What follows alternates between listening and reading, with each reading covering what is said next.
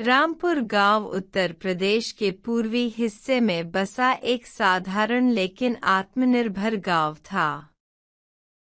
मिट्टी की खुशबू, खेतों की हरियाली और लोगों की सादगी यहाँ की पहचान थी। यहाँ के लोग मेहनती थे, लेकिन एक बड़ी समस्या थी, बिजली नहीं थी।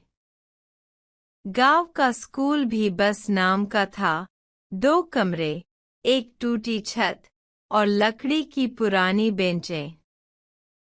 रामेश्वर बाबू, जो गांव के इकलौते मास्टर थे, दिल से बच्चों को पढ़ाते थे।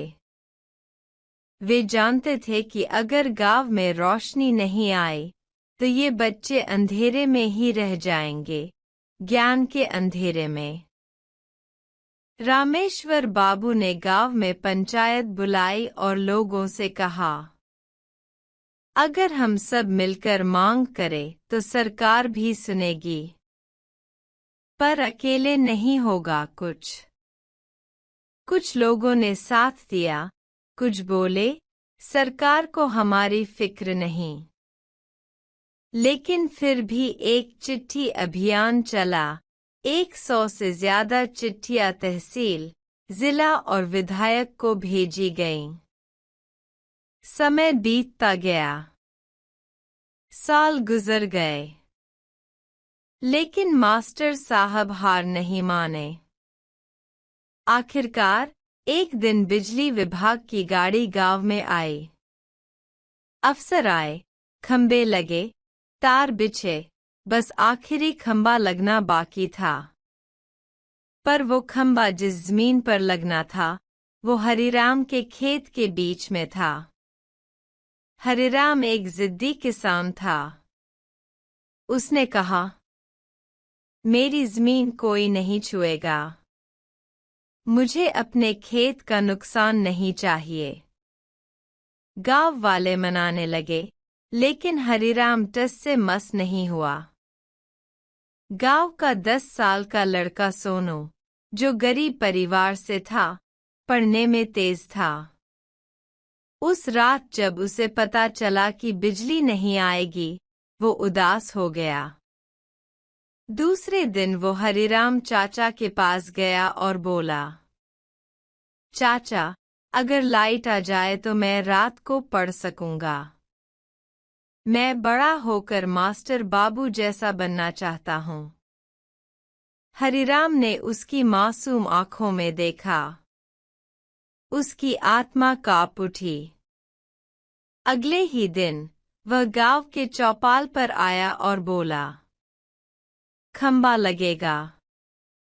मेरी जमीन चाहे कट जाए, पर बच्चा नहीं कटेगा सपनों से। गांव तालियों से गूंज उठा। खंबा लगा, ट्रांसफॉर्मर जुड़ा, और पहली बार गांव में बल्ब जला। लोगों की आंखों में आंसू थे। बूढ़े बुजुर्ग बोले, हमने ऐसा दिन पहले कभी नहीं देखा। सोनू के घर में सबसे पहला बल्ब जला। वह किताब लेकर बैठा और बोला, अब अंधेरा नहीं रहेगा। बिजली आने के बाद गांव में बदलाव आने लगे। स्कूल में पंखे और ट्यूबलाइट लग गए। लड़कियां भी शाम को पढ़ने लगीं। लोगों ने मोटर से सिंचाई शुरू की। गांव में एक छोटा कंप्यूटर केंद्र भी खुल गया। हरिराम, जो पहले अकेलेपन में जीता था, अब बच्चों का सबसे प्यारा हरी चाचा बन गया। समय बीता। सोनू पढ़ाई में आगे बढ़ता गया। गांव वालों ने चंदा करके उसे शहर भेजा। 10 साल बाद सोनू एक IAS अफसर बनकर गांव लौटा। गांव में जुलूस निकला, ढोलन गाड़े, फूल और मिठाइयाँ। सोनू सबसे पहले हरिराम के पास गया, उसके पाँव छुए और बोला, चाचा, आपकी जमीन नहीं, मेरी जिंदगी सींची आपने। हरिराम की आंखें भर आईं। उस दिन पूरे गांव को यकीन हो गया कि एक छोटा सा बलिदान भी बहुत बड़ा बदलाव ला सकता है। अगर एक इंसान अपने स्वार्थ से ऊपर उठे तो एक पूरी पीढ़ी संवर सकती है।